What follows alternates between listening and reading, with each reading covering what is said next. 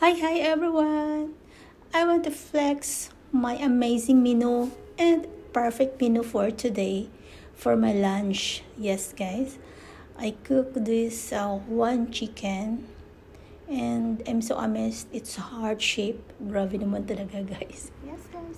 Iba talaga pag walang Valentine inisip na yung heart. But actually, yes, it's heart shape. And na-observe ko guys, ang dami kong gulay as in, kung baga naisip ko na magluto. Fresh talaga guys from the farm here in Kuwait. And ayun, nakikita nyo yung fresh tomato, fresh cucumber, fresh na eggplant, and a lettuce na fresh. So, isang pack yan guys. 4 na piraso. At saka guys, ang bilihan dito is 1 box. Ayan. Bilib lang talaga ako dito guys. Mura talaga. At pasalamat ako guys. Mura pagkain dito at mga vegetables. Ayan. And then yun, kung baga, naisip ko na magluto. Diba? At hindi talaga ako nagbigo guys. Yung aking outcome is nagiging perfect. Actually guys, my first time sa pagluto nito, nakita ko lang ito sa loob ng bahay na may nagluluto ng ganyan. So, gingaya ko din. Again, additional ko ito guys ng, ayan, syempre, manok, yung gisa-gisa ko na, ready ko na, cutting ko na kasi for video, ayan. And linagyan ko yan guys ng potato. So, sabi ko nga, nag-add on ako ng potato. And then, slice ko ang eggplant na maliliit. Pero alam nyo guys, nakita nyo sa aking finishing product doon is yung mga gulay ko pala guys ay parang unti-unti natunaw. Supposed to be siguro ilaga ko muna yung manok. Ano ba? Parang hindi ko pa masyado kabisado pero ang sarap guys. So ayun. Alinagyan ko talaga ng sibuyas, onion, kumbaga, and then garlic, merong black pepper with salt, of course, and merong magic syrup. And tinimpla ko na mix ko together, guys. At syempre, may kunting spices. Ayan, spices. Little spices to, guys. Kasi medyo masarap. And ayun na nga, mix together ko, linagay ko na sa round na pan. So, bongga ng mga langga, diba? And siguro, nasobrahan ko siya kaluto or what. Sa next time guys, unahin ko muna kaluto ang manok, kung baga medyo laga o gisa-gisa, bago ko ilagay ang mga gulay para hindi sila parang yung gulay ko guys is parang nadurog or natunaw like kamatis, like yung aking talong or eggplant. So lumiit na guys, kumbaga ano siya, parang natunaw. Ayun, nakita nyo.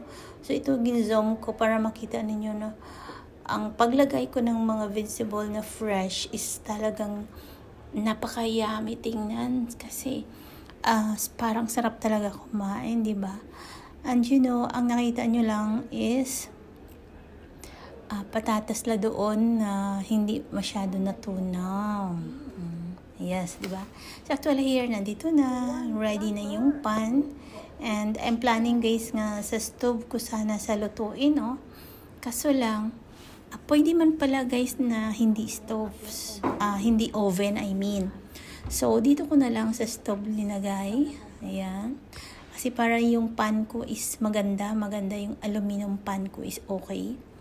And then ayun, naka-plaster na nga, ready na. So lang, yung aking kyar or cucumber, tomato, tingnan nyo mamaya. Ayan guys, so kumukulo na siya. Talagang inano ko siya, linagyan ko ng tubig para magkulo-kulo siya. Kumbaga parang malambot, ayan. Yes. Diyan ko sa babaw ng stove, kumbaga linuto. Hindi ko na sa linagyan linagay sa loob as oven. Ayun na, naka-plaster na, ready na talaga. And then, ang timpla ko guys, perfect talaga. As in, I love myself. Naging instant, guys tayo, instant ship cook tayo guys, nawala sa oras. Kasi ayun guys ako kung ano lang nakita ko guys, yung tagal lutuin ko. O diba?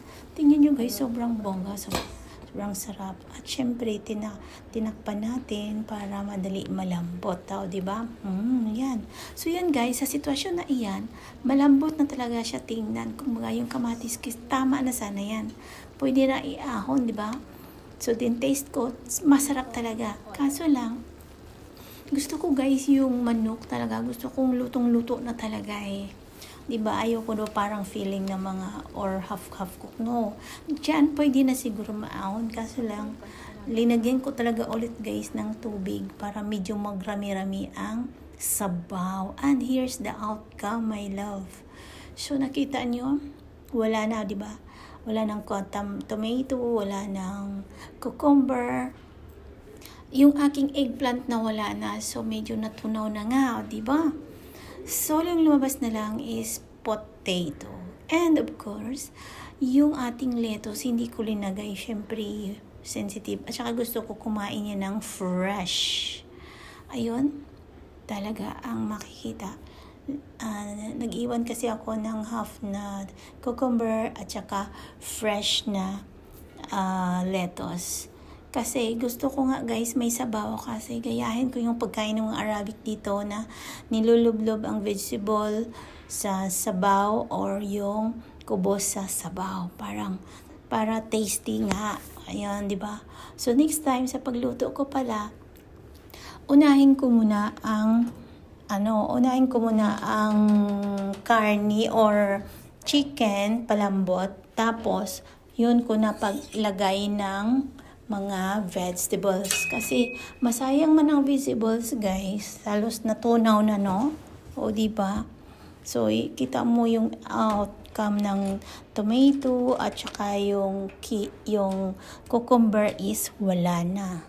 So, yun na guys, at salamat naman sa inyong panonood. Sana may natutunan kayo na no need ang oven guys. Basta secure ninyo na maganda ang inyong pan. Ayan.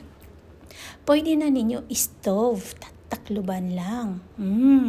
So, from now on, ayan, alam ko na guys magluto.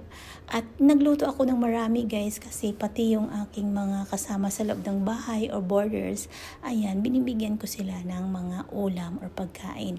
So, ihabit ko na ito every end of the month or 15 days, 15 to 30, magluto ako para sa kanila. Yes!